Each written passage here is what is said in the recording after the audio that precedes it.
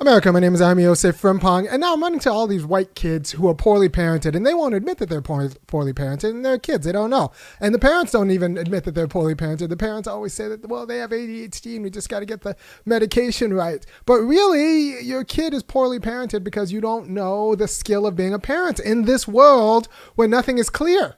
They know nothing is clear for them in their life. Well, they don't know much, but they're aware that nothing is clear for them in this life. You haven't made appropriate boundaries, assuming that the world itself would set up boundaries. And now you've thrown them into a market into a world that's been shot through with market incentives to deform your child's attention. And now, you know what? Your child can't concentrate because it turns out you gave them a pad, a game, a phone, instead of actually spending time with them in order to do hard things. And doing hard things is a skill. So now they don't know how to do hard things and they act out and they have all of these issues because your poor parenting decisions led them to be thrust into a market without the skills to defend from the market. And if you don't know, one of the first jobs of parenting, if nobody ever tells you, is to defend your kid from the market.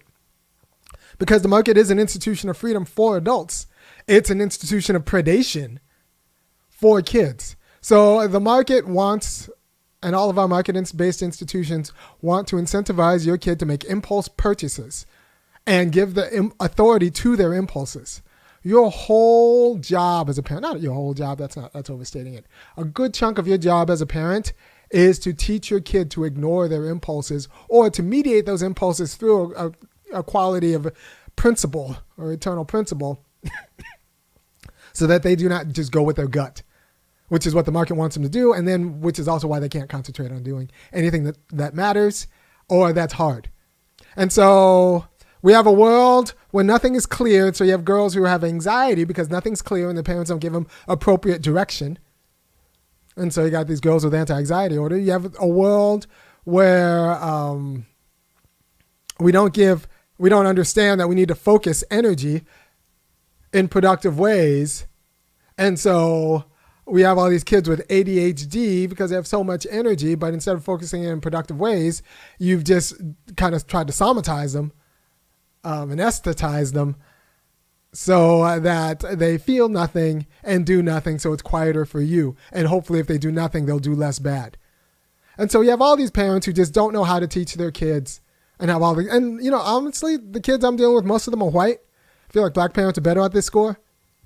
And, you know, black parents, we have their own issues, but like it's the white parents who really just do not know what they're doing with their kids. Excuse me. They do not know. And so they end up raising awful kids.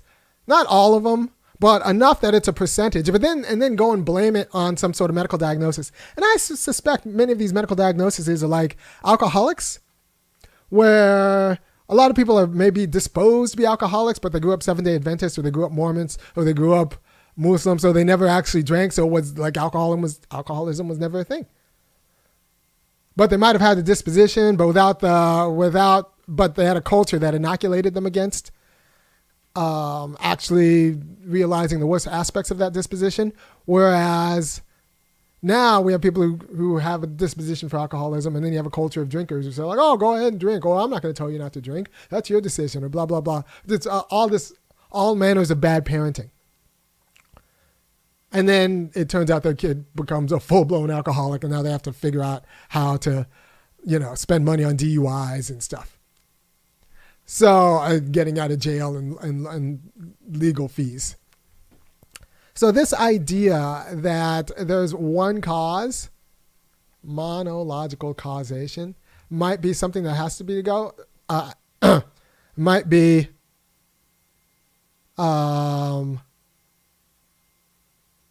something that might be a casualty of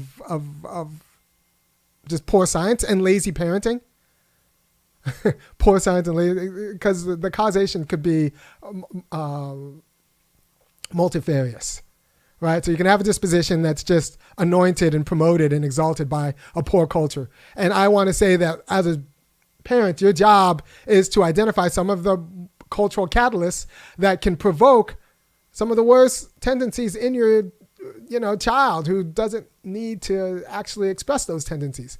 Now, one of the best things parents can do for their child is to shepherd them through becoming competent at something public and hard. Something public and hard. Public because you're going to need the external validation from other people. And hard so that they're not going to just either freak out or lash out when they have to face other hard things. But you have to actually be a parent.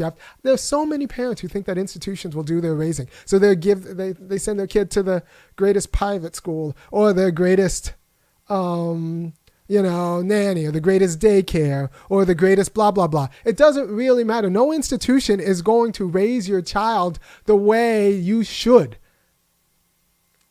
Or you try to homeschool your kid, but you don't spend enough time with them because you got a ton of kids or something like that, and you still screw up that way because you don't know enough.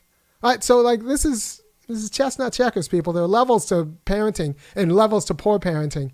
And just know that nobody, especially if you're black, but even if you're white, nobody's going to raise your kid as well as you if you prepare yourself for raising your kids.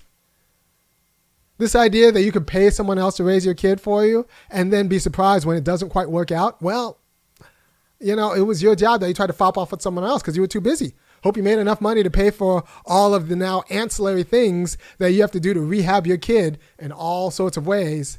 Now you got to pay for their doctor visits, pay for their medication, pay for all of these things that could have been avoided had you just taken the job seriously from years, 3 through 11. But you were off making paper or thinking that it's fine, they'll grow out of it. And it turns out your anxious girl just became more and more anxious and then started cutting. And then your kid who was a little bit of a jerk just became more and more of a jerk. All because you didn't take your job seriously as a parent to one, say no to your child, to contrive and then enforce boundaries, all of which takes energy, and then shepherd them along to success within those boundaries, all of which takes energy and patience that you didn't think you had to administer. And so now you are just surprised and in denial. And so you fop it off on a diagnosis for your bad parenting. Right? And then the pharmaceutical companies, so once we medicalize your bad parenting, you get the excuse about no, it's in their biology. I didn't do it. Once we medicalize your bad parenting, then the pharmaceutical industry comes in and says yeah, it's a disease and we have the cure for it, this pill. And now you get to say that you didn't do anything wrong. The pharmaceutical company gets to say that we have the reason for it, and the doctor gets to be relevant as for having a diagnosis. And we dismiss the fact that the world now has to deal with your crappy kid. And your kid is now going to be on pills for the rest of their life. Because your 9 and 10-year-old, you didn't know how to raise them, and you looked for some sort of excuse to tell yourself that it's not your fault, when it actually is your fault and your responsibility. All right. This is a problem because nobody's preparing you to not screw up your kids, and then you go ahead and screw it up. Yeah, you go ahead, give your kid a phone. People who tell me that these attention diverting devices don't screw up their kids are just like folks in the 1950s who say that smoking doesn't lead to lung cancer. It's wish casting. It's wish casting. You need to pay attention to your kids and shepherd them through long, hard things so that they get the taste and the disposition that life includes long, hard things. And if you don't do that, you're going to raise a kid with profoundly dubious abilities to do long, hard things. Right? And when you can't do long, hard things, you're just going to lash out and punish the people who can do long, hard things and be be, a variety of bully. Thank you, Brianna, for liking all my videos. By the way, if you appreciate what I'm doing, which I think you do, you have to go to www.funkyacademic and kick in $5, $15, $50 a month, because would you believe that a lot of people don't like me talking this way and insinuating rather directly that they're bad parents.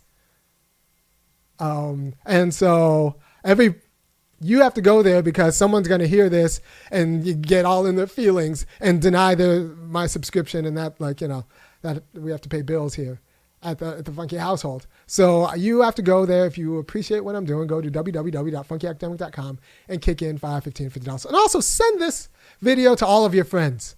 Post it on your social media and then have a little talk about it. You don't, maybe cancel Sunday school for a little bit, and then watch this and then have a little discussion about, is it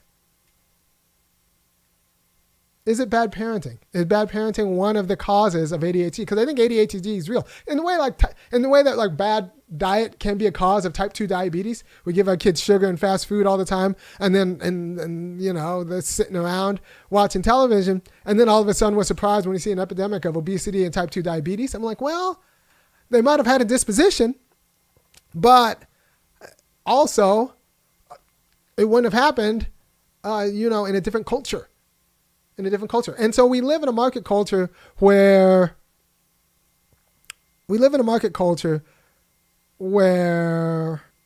there are so many muscular incentives to get you to undermine your own impulse control and buy what the market culture wants to sell you. It's fine for adults, not great, but it's fine for adults who've been appropriately inoculated. But then to throw kids into that with inadequate parenting, without parenting in defense of that, is just a recipe for a screw up. Recipe for kids who don't have the cognitive ability to actually negotiate the world in their freedom because they've been pathologized by it. Like it's actually broken them because you didn't protect them from a parent. So yeah, all right. So yeah, many parents' egos are bigger than the desire to raise high-functioning, productive, mentally healthy children. This is true. And those mentally healthy children become mentally healthy adults. So it's a huge investment, especially if you don't have the greatest culture yourself and you don't come from a ton of resources. Excuse me.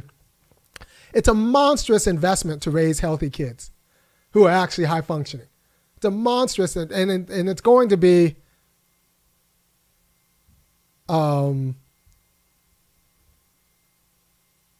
it's going to be hugely countercultural, but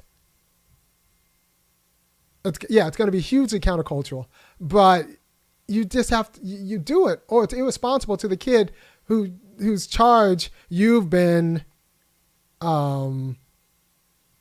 it's your responsibility to shepherd them through to a productive adulthood, right? And I'm here to help you, to do my part, but you have to actually be there with them. And you can't just be thinking about yourself for those years when they're 3 to 11. It's not about you. It's about trying to figure out how to make them competent, both generally and specifically, so they know how to actually make themselves excellent later on in life, because you're the one who's going to have to make them excellent when they're young.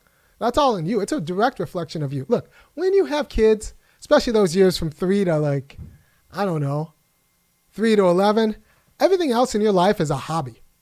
If you don't understand that, you can't be surprised when your kid is not up to the task of being an adequate 17-year-old. Because you didn't understand from 3 to 11 that everything else in your life is a hobby. In service of guiding these kids to becoming functional adults. And not just because they're boring and they can't have their own thoughts, but for them to actually be competent in interesting ways and in aggressive ways, but within, society.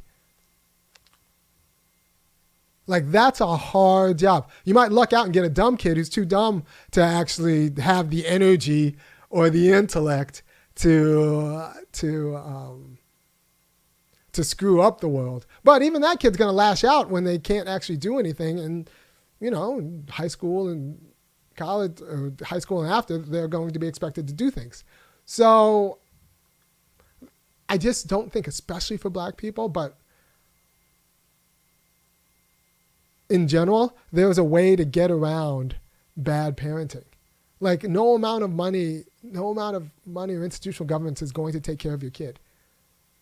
They're going to end up screwed up if you don't do it yourself, because the incentives for all of those other institutions are just too deformed.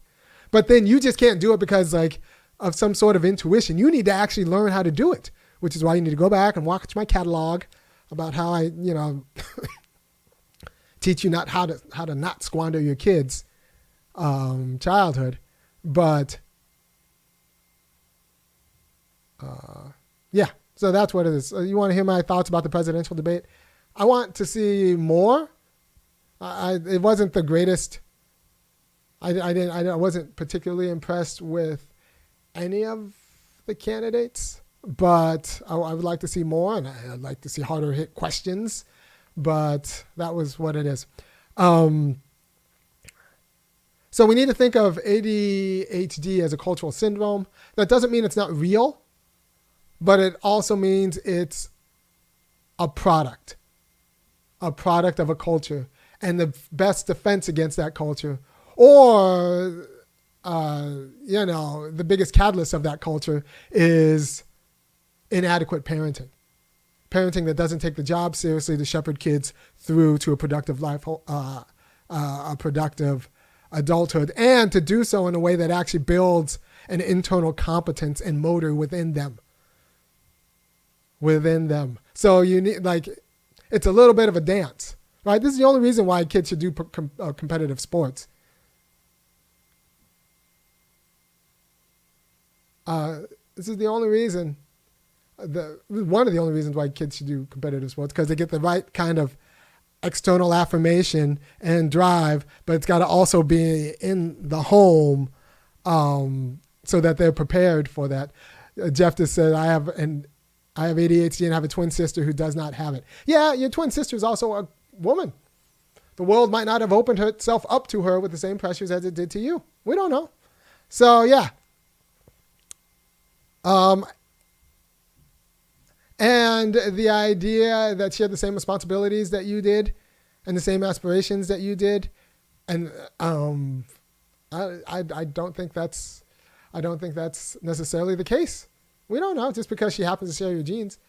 The world's a different place. Now, if you had a twin brother, that would be a little bit of different.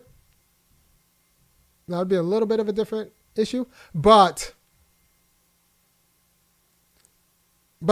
even that, little internal differences might become exponentially different because of the cauldron that is the family. Right. So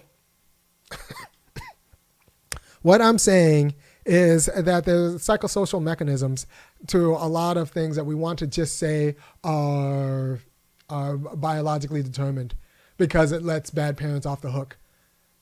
So before I hear about your kid having ADHD and the medication, the cocktail of medications you got your 10-year-old on, I want to know a day in your life, in your household, and how much of that is just inadequate. All right, I gotta go. Peace.